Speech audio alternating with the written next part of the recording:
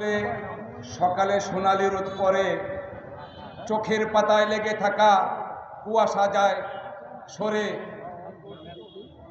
হাজার মানুষের আত্মচিৎকারে আকাশ ছোঁয়ার অনেক বাধার পাহাড় ভেঙে পড়ে।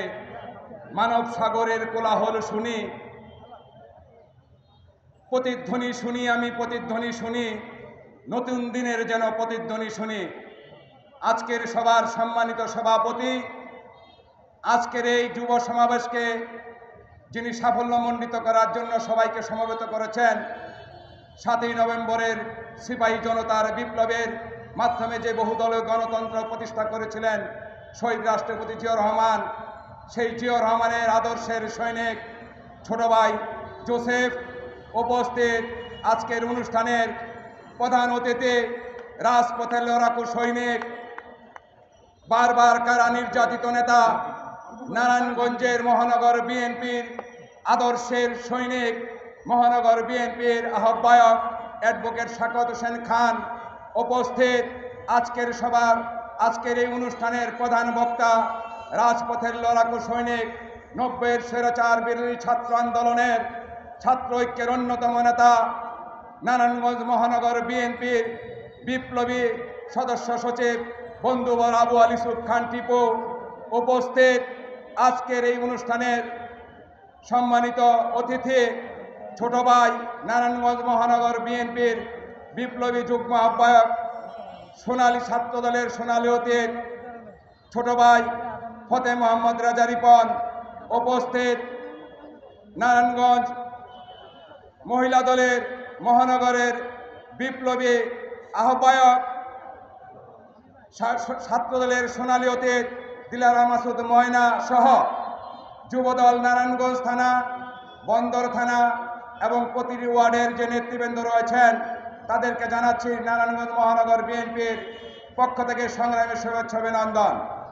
বক্তব্য দীর্ঘায়িত করব না, শুধু এতটুকুই বলবো, আমরা নতুন দিনের প্রতিধ্বনি শুনছি।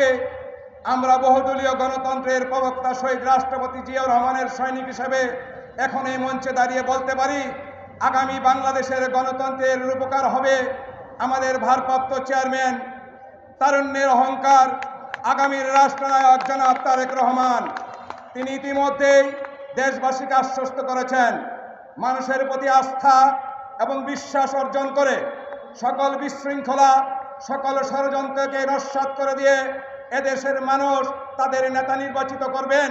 দ্বিকক্ষ বিশিষ্ট পার্লামেন্ট হবে, জ্ঞানী গুণী দেশপ্রেমিক সৎ মানুষ দেশ পরিচালনা করবেন, প্রতিটি সমাজে শৃঙ্খলা ফিরে আসবেন, আইনের শাসন প্রতিষ্ঠা হবে, দারিদ্র বিমোচনে, দারিদ্র্যমুক্ত বাংলাদেশ গঠনকল্পে, দারিদ্র্যমুক্ত করে এদেশকে, এদেশের অর্থনীতিকে, এদেশের গণতন্ত্রকে, এদেশের স্বাধীনতা, সার্বভৌমত্ব ও জাতীয় নিরাপত্তাকে সুসংহত করে আত্মমর্যাদাশীল জাতি হিসাবে বিশ্বের বুকে, বিশ্বের মানচিত্রে মাথা উঁচু করে দাঁড়াবে এবং সকল ষড়যন্ত্রকে নস্যাৎ করে বাংলাদেশকে স্বাধীন সার্বভৌম রাষ্ট্র হিসেবে আবার নতুন বাংলাদেশ আমরা গড়ব, এই প্রত্যাশা নিয়ে এবং বাংলাদেশের স্বাধীনতা, সার্বভৌমত্ব এবং জাতীয় নিরাপত্তাকে সুসংহত করে সকল আধিপত্য শক্তির বিরুদ্ধে বাংলাদেশের জনতা রুখে দাঁড়াবে।